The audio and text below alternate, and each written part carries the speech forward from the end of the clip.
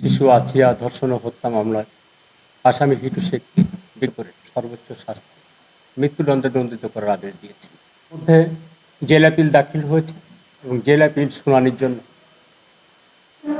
আগামী 22/7/2025 তারিখ দিন ধার্য হয়েছে। মহামান্য হাইকোর্ট থেকে আমরা ইনফরমেশনের মাধ্যমে জেনেছি যে 22/7/2025 তারিখে এই মোকদ্দমার শুনানি হবে। যদি ইতিমধ্যে আসামি পক্ষ আসসালামু আলাইকুম দর্শক, দেশ ও দেশের বাইরে থেকে যারা এই মুহূর্তে ভিডিওটি ওপেন করেছেন সবাইকে অসংখ্য অসংখ্য ধন্যবাদ। দর্শক, প্রথমেই আপনারা শিরোনাম দেখেছেন, এখন দেখবেন বিস্তারিতর প্রথম অংশেই আপনারা একটা জেলখানার দৃশ্য দেখেছেন যেখানে কয়েদিদেরকে রাখা হয়েছে এবং বর্তমানে বাংলাদেশের যে ঘিটু শেখের যে মামলাটি নিয়ে এত তোলপাড় সৃষ্টি হয়েছে তার সঠিক তথ্য আমাদের হাতে চলে এসেছে। সেই সঠিক তথ্যটি হচ্ছে যে ঘিটু শেখ আর বর্তমানে সময় পাচ্ছেন না, কারণ তাকে 22 তারিখেই চলে যেতে হবে এই দুনিয়া ছেড়ে। এমন পরিস্থিতিতে কি হচ্ছে পাচ্ছে যে 22/7/2025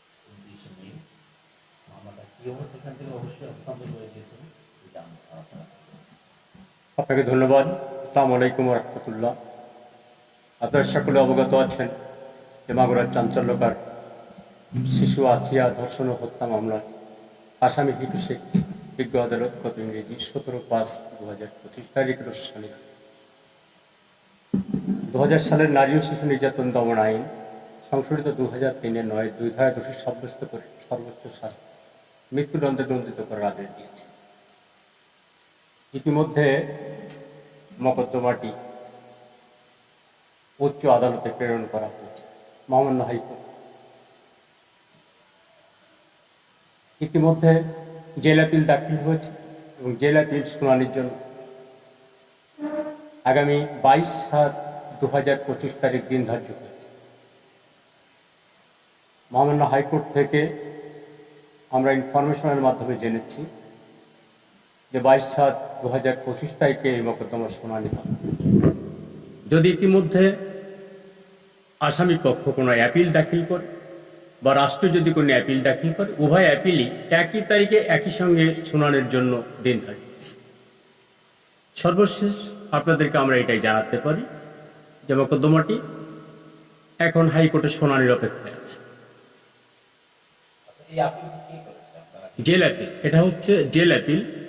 কোনো গ্রেট পানিশমেন্ট উইদাউট অ্যাপিলে যদি পানিশমেন্ট কার্যকর করা হয় এটা আইনের একটি ব্যত্যয় হয়, যার কারণে জেল কর্তৃপক্ষ ডেথ রেফারেন্সের জন্য আপিল করেছে। হিটু শেখ আপিল করে, এখনো হিটু শেখের পক্ষ থেকে কোনো অ্যাপিল দাখিল হয় না করলে শুধু জেল আপিলের শুনানি 22/7/2025 তারিখ অনুষ্ঠিত হবে। তারপরে যদি সে পরবর্তীতে আর পদক্ষেপ না নেয় তাহলে উইথিন শর্ট টাইম 7 ডেজের ভিতরে তার রায় কার্যকরী। পরবর্তীতে 2003 সালে সংশোধিত করে 2020 সালেও এই আইনটি আর একবার সংশোধিত হয়েছে এবং তখন সর্বোচ্চ সাজা যাবজ্জীবন থেকে পরিবর্তন করে মৃত্যুদণ্ডে দণ্ডিত করার আদেশ হয়েছে। এবং মৃত্যুদণ্ডের যখন একটি আদালত থেকে আদেশ হয়, যে সাজাই হোক না কেন তার আপার কোর্ট আছে, উচ্চ আদালত আছে, সে উচ্চ আদালতে তারা অ্যাপিল করার সুযোগ পাবে। এটা যেহেতু বিজ্ঞ জজ নারী ও শিশু নির্যাতন দমন ট্রাইব্যুনাল উনি আদেশ দিয়েছেন, ওনার আদেশের বিপক্ষে অ্যাপিল করতে হবে যে হাইকোর্ট। এবং পুরাতন যে 2000 সালের এবং সংশোধিত 2003 সালের নারী ও শিশু নির্যাতন দমন আইন, সে আইনে স্পষ্টভাবে বলা আছে এই মামলাটি সেই আইনেই বিচার হয়েছে। যদিও পরবর্তীতে আইন সংশোধিত হয়েছে 2025, কিন্তু সংশোধিত আইনে এই মোকদ্দমাটি পড়েনি। সুতরাং পুরাতন আইনে 60 দিনের ভিতরে ক্ষতিগ্রস্ত পক্ষ উচ্চ আদালতে আপিল করতে পারে। হ্যাঁ, 60 দিনের ভিতরে যদি অ্যাপিল না করে তার মৃত্যুদণ্ড বহাল থাকবে। বহাল থাকার পরে সেটি যদি পরবর্তীতে অ্যাপিলেট ডিভিশনও করে ব্যবস্থা না নেয় তাহলে 7 দিনের ভিতর কার্যকর করার কথা আইনে বলা আছে। আপিল করলে একই তারিখে শুনানি হবে। সেই আপিলটা যে ডেট পড়েছে জেল অ্যাপিল শুনানি, সেই 22/7/2025 তারিখে এই অ্যাপিলটা শুনানি উচ্চ আদালত, উচ্চ আদালতে, মহামান্য হাইকোর্ট। অ্যাপেলেট ডিভিশন সর্বশেষ। সর্বশেষ অ্যাপিলেট ডিভিশন পরে, আগে হাইকোর্টে অ্যাপিল চলে। জি। যে হাইকোর্টেও হ্যাঁ হাইকোর্ট, সুপ্রিম কোর্ট, তারপরে অ্যাপেলেট ডিভিশন, এই তিনটা ধাপ অতিক্রম করার পর যদি তারা অ্যাপ্লাই না করে তখন হয়তো বা ফাঁসিটা কার্যকর করা 7 দিনের মধ্যে। আর যদি তারা করে তখন হয়তো বা হ্যাঁ, আবার ফার্দার ডেট পড়বে, শুনানির জন্য ডেট পড়বে। চূড়ান্ত শুনানি হওয়ার পরে তারা যদি আবার মনে করে যে মহামান্য সুপ্রিম কোর্ট থেকেও তারা পরাজিত হয়েছে, তারা রাষ্ট্রপতির কাছে প্রাণ ভিক্ষা চেতে পারে। প্রাণ ভিক্ষা চাওয়ার পরে যদি রাষ্ট্রপতি সেটাকে নাকচ করে দেন, তাহলে তার সাজা কার্যকর করাতে আর কোনো বাধা নেই। অ্যাজ সুন অ্যাজ পসিবল, যত দ্রুত সম্ভব তার সাজা কার্যকর। আর রাষ্ট্রপতি যদি তাকে ক্ষমা করে দেন ক্ষমা করে দিলে সে মুক্ত হয়ে যাবে। তখন রাষ্ট্রপতির তো ক্ষমতা আছে। রাষ্ট্রপতি হচ্ছে সর্বোচ্চ স্টেজ, যার বিপক্ষে লড়ার আইনগত কোনো সুযোগ নেই।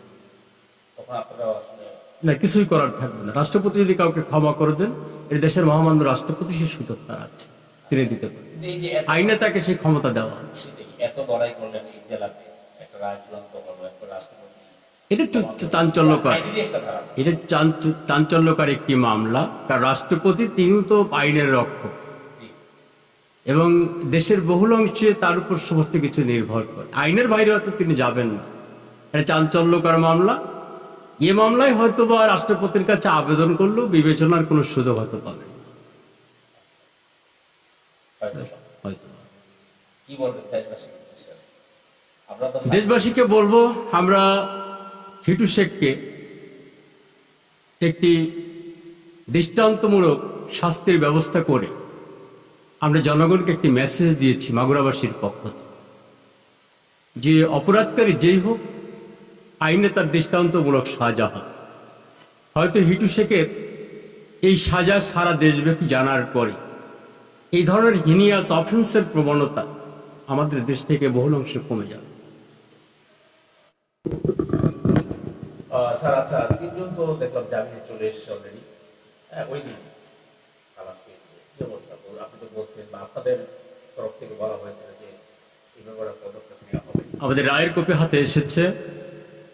আপনারা জানেন যে এই স্পেশাল মোকদ্দমাটি আমাকে সহযোগিতা করার জন্য গণপ্রজাতন্ত্রী বাংলাদেশ সরকার স্বরাষ্ট্র মন্ত্রণালয় থেকে অ্যাটর্নি জেনারেল পদমর্যাদায় জনাব এহসানুল হক সমাজি সাহিত্যিক বিশেষভাবে এই মোকদ্দমাটি পরিচালনা করার জন্য দায়িত্ব দিয়েছিলেন। উনি ইতিমধ্যে হজব্রত পালনের জন্য সৌদি আরবে গমন করেছেন। উনি অ্যাজ সুন অ্যাজ পসিবল, যত দ্রুত সম্ভব দেশে ফিরে আসবেন। উনি ফিরে আসার পরে ওনার সঙ্গে আলোচনা করে এবং উচ্চ মহলের সঙ্গে আলোচনা করে আমরা পরবর্তী সিদ্ধান্ত নিব, এবং সে কথা আপনাদেরকে আমরা পরবর্তীতে জানাব।